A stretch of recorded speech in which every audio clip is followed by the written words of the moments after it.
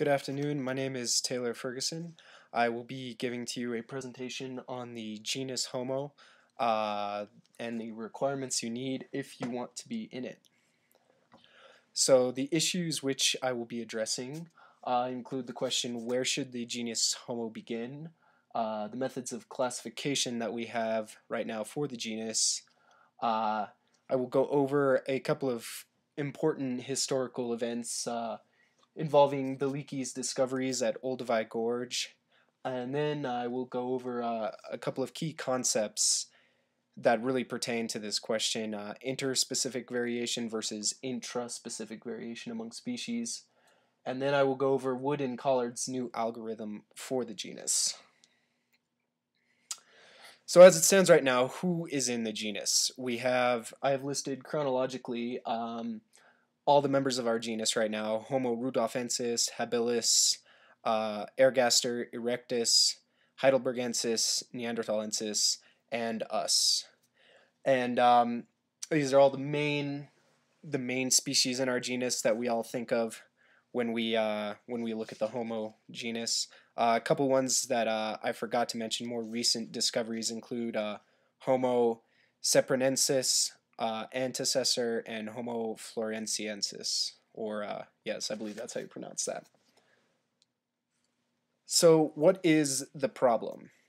The problem is that our contemporary interpretation of fossils concludes that Homo rudolfensis and Homo habilis resemble Australopiths more so than they do Homo. Anthropologists Wood and Collard have proposed a new algorithm detailing very specific requirements for a specimen to be considered in the genus Homo, and I will touch more on this later. And then, as always, anthropology, especially physical anthropology, is fraught with the issue of having a very, very poor fossil record. So the methods of classification that we employ now to place a fossil specimen when we find it in a genus, we look at primarily the morphology of the fossil, such as teeth. What do the teeth look like? Teeth is a giant indicator of where a hominin fossil will stand on our cladogram.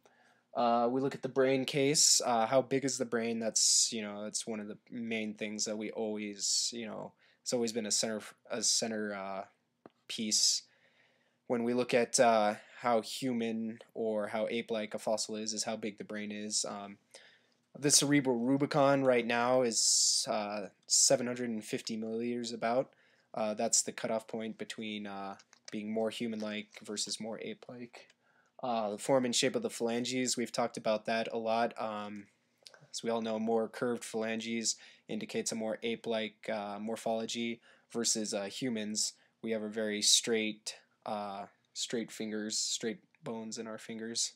And then, of course, another big thing that we look at is bipedality. So the bicondylar angle of the femur will tell us more about their locomotion, and all of this, we use to determine how ape-like or how human-like a fossil is.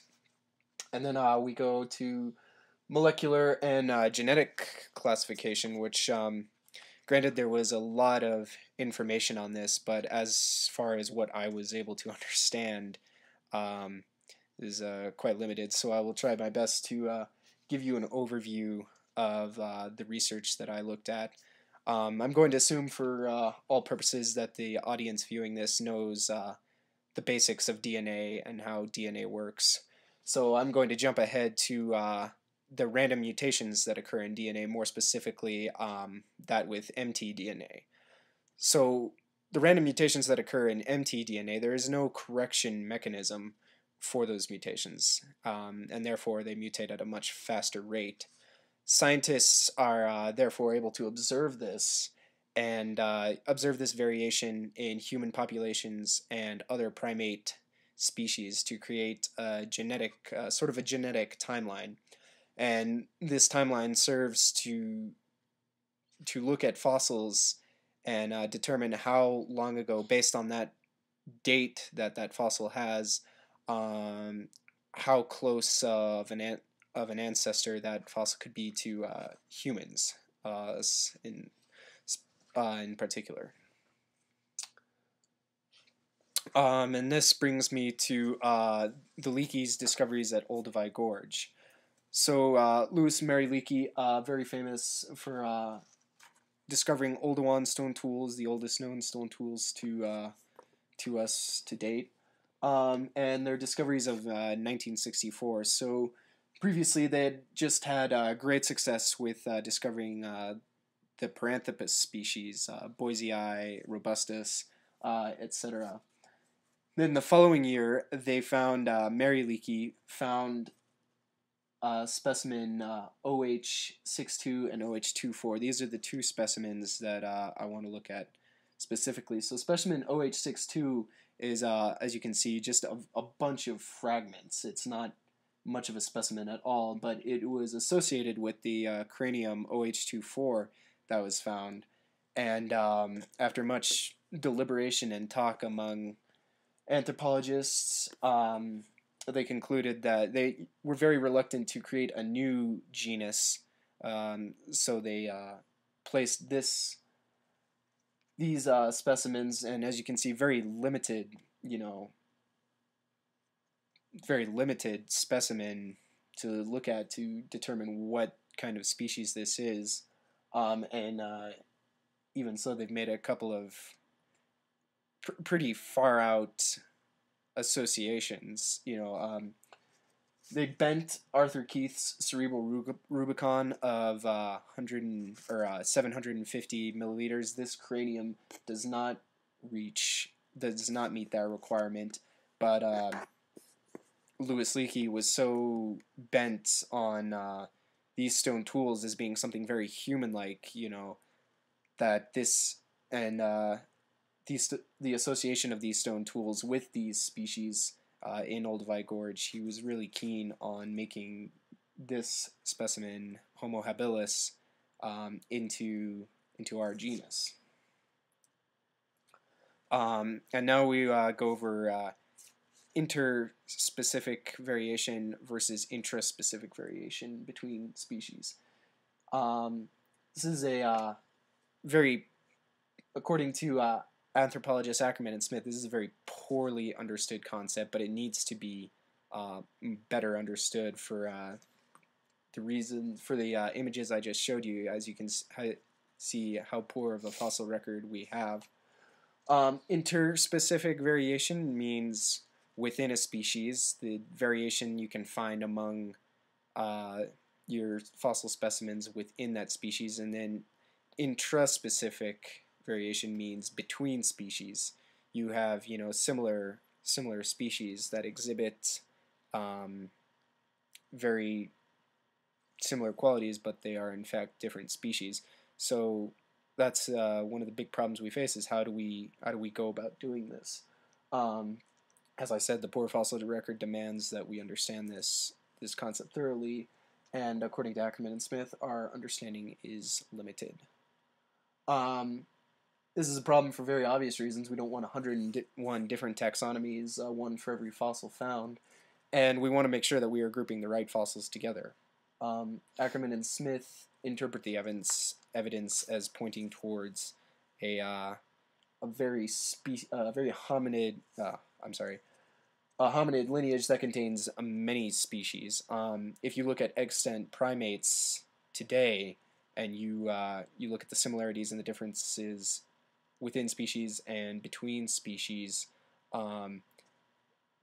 they concluded that this must be the case. This variation must be the case within the hominid lineage, and the number of genuses we have, and the amount of species we have within those genus is insufficient to describe our lineage.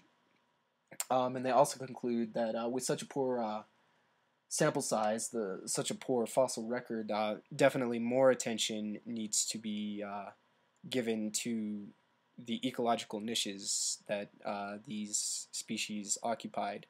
That'll help determine, what fossils go with what species and into what genus.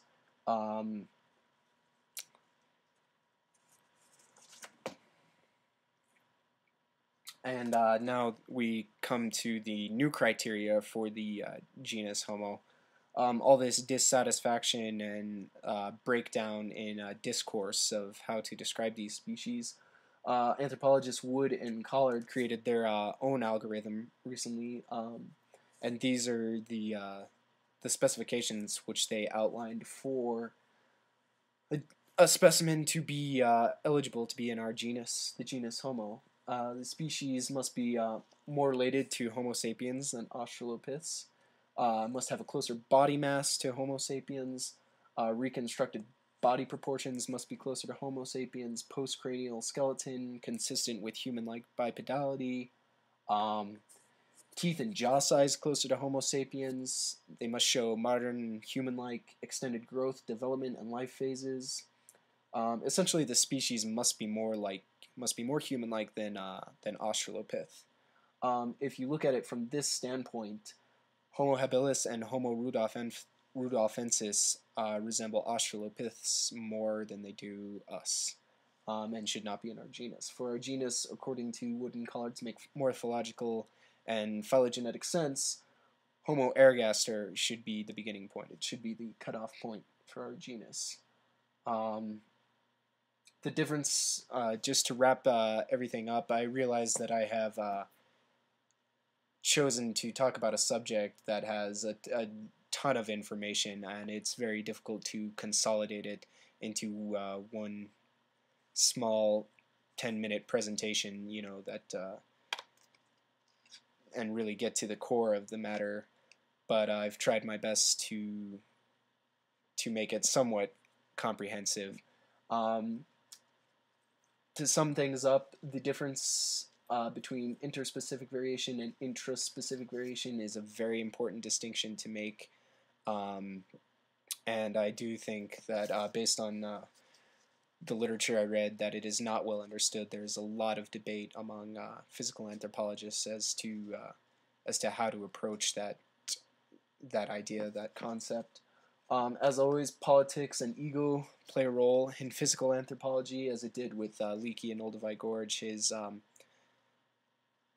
insistence that these Oldowan stone tools be associated with being very human, I think clouded his judgment when he wanted to put OH62 and OH24 into the genus Homo. And if we accept the new algorithm proposed by Wood and Collard, then indeed the genus would start with Homo ergaster, and Homo erectus and Homo rudolfensis would be out. And